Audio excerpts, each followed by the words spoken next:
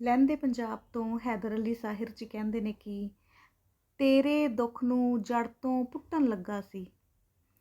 ਤੇਰੇ ਦੁੱਖ ਨੂੰ ਜੜ ਤੋਂ ਪੁੱਟਣ ਲੱਗਾ ਸੀ, ਇੱਕੋ ਸਾਹ ਸੀ ਉਹ ਵੀ ਟੁੱਟਣ ਲੱਗਾ ਸੀ। ਵਕਤਾਂ ਨਾਲ ਮੈਂ ਰਾਤੀ ਫਿਰ ਪਰਚਾਈ ਅੱਖ, ਵਕਤਾਂ ਨਾਲ ਮੈਂ ਰਾਤੀ ਫਿਰ ਪਰਚਾਈ ਅੱਖ। ਲਹੂ ਰੰਗਾ ਇੱਕ ਚਸ਼ਮਾ ਫੁੱਟਣ ਲੱਗਾ ਸੀ।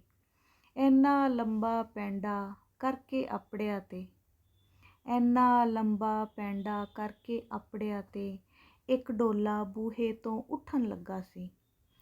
ਹਾਸੇ ਹਾਸੇ ਜਿਹੜਾ ਸੁਪਨਾ ਡਿੱਠਾ ਸੀ, ਹਾਸੇ ਹਾਸੇ ਜਿਹੜਾ ਸੁਪਨਾ ਡਿੱਠਾ ਸੀ, ਹਾਸੇ ਹਾਸੇ ਹੱਥੋਂ ਛੁੱਟਣ ਲੱਗਾ ਸੀ।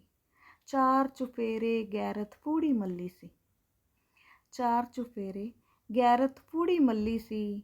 ਮਾਨ ਵੀਰਾਂ ਦਾ ਕਾਹਨੂੰ ਟੁੱਟਣ ਲੱਗਾ ਸੀ। ਤੇਰੇ ਦੁੱਖ ਨੂੰ ਜੜ ਤੋਂ ਪੁੱਟਣ ਲੱਗਾ ਸੀ, ਇੱਕੋ ਸਾਹ ਸੀ ਉਹ ਵੀ ਟੁੱਟਣ ਲੱਗਾ ਸੀ।